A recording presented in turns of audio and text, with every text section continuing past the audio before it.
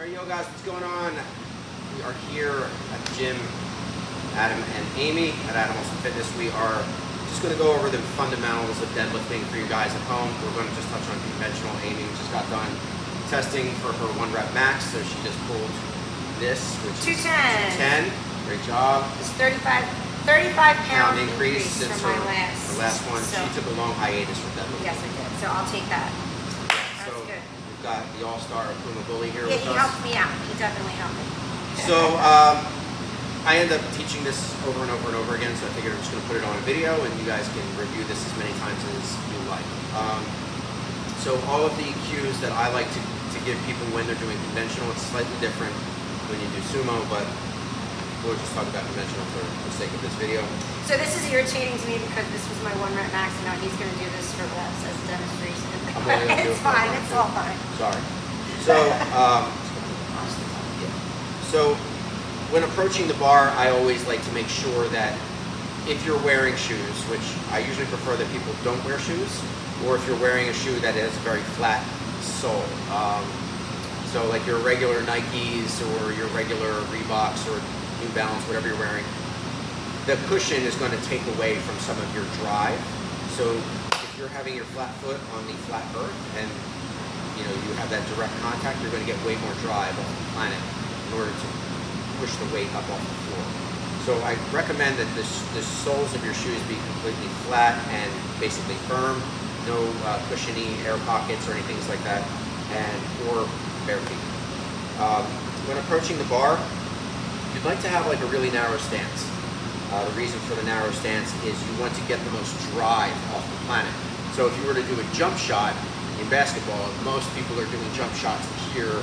They're usually not doing jump shots like this. All right, this is very not good for pushing off the earth. So this is really kind of where you want to be, really enclose, maybe a little more narrow than shoulder width. When I'm looking down, I'd like to see that my shoelaces are being cut in half by the bar. So I look down, I check shoelaces cut in half, and I put my feet slightly at 1 and 11 o'clock. So if this was a clock around me and 12 is right in the middle here, pointing at 1, pointing at 11, this is my stance for when I set up for the bar. The next step for me would be to hinge perfectly in half at the waist, grab the bar, and then go into the next step. So from here I would hinge in half, grab the bar just outside of my legs, and then I bring my shins to the bar. Okay, I'm controlling myself as the variable. The bar is a static variable, and I am the moving variable. Okay, so hinge in half and shins come to the bar. That way, you see some people, they roll the bar to them. That may work for them. That's not my method. I approach this the same way every time I do a lift. I really think that whatever your technique is, it should be easy to replicate every time, and it should be like a mantra in your head. Approach the bar, cut the feet in half with the shoelaces, etc., etc. So once I bring the shins to the bar, this next portion is very, very crucial, the next few steps. You want to externally rotate your shoulders. Okay, what does that mean? That means I want to pull my shoulders back and down. Okay, so I want to focus on my lat engagement here. If you notice that as I'm externally rotating, my lat muscle packs down and gets tight. So I'm pulling myself down and locking my lats down. That's going to keep my arm from getting pulled out of position by the load of the bar.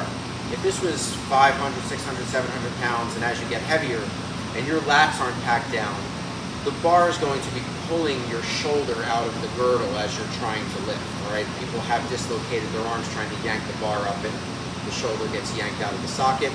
And it also leads itself into pulling you into a rounded position because your arms are hanging as opposed to you countering that hang by keeping your chest up and your lats packed down. So you'll also hear that little bit of play in the bar. We want to make sure that when we pack our lats down, we pull that slack out of the bar. Inside the cup here where the bar is sitting inside the collar of the plate, gravity has the weight pressed down at the bottom of the collar. All right, so we want to take that slack out by pulling the bar to the top of the collar so that when you start to drive off the earth, the bar is now lifting that plate right up off the ground, as opposed to starting to go, hitting a stopping point at the top of the collar, and then having to feel like you're driving through that stopping point again to drive the weight up. So as I externally rotate, and here, you'll hear, as my lats come down, I'm driving tension up from the sleeve of the bar into the top of the collar so that the weight is ready to go. The next and last step is the breathing. And I do these last few steps all together. I take a deep breath and I brace into my midsection. So if you're wearing a powerlifting belt, you're actually forcing your rib cage from using pressure in your lungs out into the belt. We did another video on diaphragmatic bracing. You may want to go back and look at that one. We can put a link somewhere. So you can click on that and check that video out as well if you're interested. But you want to take a deep breath,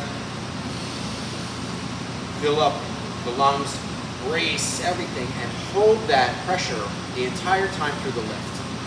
All of the breathing happens at the bottom. Okay, so you'll take a deep breath and brace, hold the air, come up, engage the hips at the top, lock in, put the weight down, and then exit, and then repeat that process. When you're coming up with the bar and the bar gets to about this point of the knee, you want to think about this as a wedge, right? And the line of force would be through your hips, straight through this plane here, so that you want to get to this point, and then just think about wedging your hips in to get the weight up. You see a lot of people when they pull, they start leaning back, and that'll lead to a hitch. Or you'll see people when they come up, they start to lean this way, and their body goes up, and their chest throws back, and that's a good recipe to start to really do damage to the lower lumbar of the spine. So once you get here, you'll think wedge the hips in, and then unwedge and come all the way back down on lumbar. No, I'm just gonna, as you go, I'm just gonna say, you wanna pack those lats down and pull that slack out of the bar at the same time. It's not a two-step. So some of our clients will two-step it. You really, and you can work through it, it's practice. So let's see it. All right, again, guys, so narrow, feet about shoulder width or a little more narrow than that. Having the shoelaces in half at the bar, 1 and 11 o'clock. And then bend in half at the waist. Grab the bar just outside the shins to the bar. The external rotation, I'm going to pull the slack out of the bar, and I'm going to take my deep breath in and brace my midsection. So here. Stand up. And control the weight on the way down. Right? So we don't need to throw it down. You can control the weight on the, excuse me. You can control the weight on the way up and on the way down. You want to own the weight. Good boy. So again, if I'm starting over, I step in, I look at my feet, I cut my shoelaces in half, narrow, 1 and 11 o'clock with my feet, bend perfectly in half at the waist, grab the bar, shins to the bar. Externally rotate my shoulders, pulling the slack out of the bar and getting my breath into brace all at the same time. Your head stays down. Your head stays looking down. Drive, hips, down. Good. You want to make sure that the bar stays real close to your body the entire time. Yeah, big thing in the beginning. Oh. Thank you. Big thing in the beginning, you want to make sure that your shins are the bar path. So I do recommend deadlifting socks unless you're fine with having the knarl of the bar rip your shins open. Some people enjoy that. Some people like that. I'm don't almost like it. always in sweatpants when I deadlift. That's just my thing. Or you can take your knee sleeve and you can move it down into your shin. If Or you deadlifting socks. feel like you want to chalk them up, you can do that. Some people do that. Obviously, grip strength is a factor. You can use wrist straps if you're not focused on competing ever, and focusing on your grip strength isn't really a priority. Then, and you just want to train the whole body as a unit, then I would say you can use straps to go as heavy as you feel like you can go without hurting yourself. But if you want to train the hands as well, obviously focusing on your grip is going to be another component of the deadlift. Right. So what I do right now is I only use my belt and straps when I absolutely need to use them. So, you know, you don't need to be walking around in the gym with your weightlifting belt on all the time. That's not the way. Use it when you need to use it, right? It's not to support your lower back. It's to help you brace into something. It's to get your mind into what you're doing. And then again with the straps, with the straps. So just try a few, go all the way up, and then if you feel like your grip is stripping, then that would be a reason to put the straps on. Unless you're competing, then you can't do that. If you get more into grip stuff, obviously on the bar you can always use your regular chalk to help a little bit. You can do an over-under grip. You just want to be careful of that. Sometimes when you do an under grip, that leads that underhand gripping arm a little bit more susceptible to bicep tears. But obviously the more that you can train match grip or even monkey grip with your thumbs in, some people call it monkey grip, some people call it thumb in grip, whatever you want to call it, that would be more beneficial in terms of keeping the symmetry. But I recommend maybe trying to over-under if it's really, really heavy or you're going for PRs or you're in a beat. It's much harder to pry your hands apart in opposing directions as it is to one direction. So if I'm holding the bar this way, it's easy for the bar to get into my fingers and then open up, but it's much harder for the bar to, it can pull one hand apart but maybe not the other one. Right, It's so two different directions. you'll finish the lift if you're competing. Right. Obviously, you can always do farmer's walks with kettlebells or farmer's walk handles. You can do dead hangs. You can do grip strength. If you're going to do a lot of that work, I highly recommend getting some X bands and doing the opposing movement so that you're doing both flexion and extension, so that your hands don't end up looking just like meat hooks all the time. And that's pretty much it for the fundamentals of the conventional deadlift. I hope this was helpful. If you guys have a comment or a question, feel free to leave it below.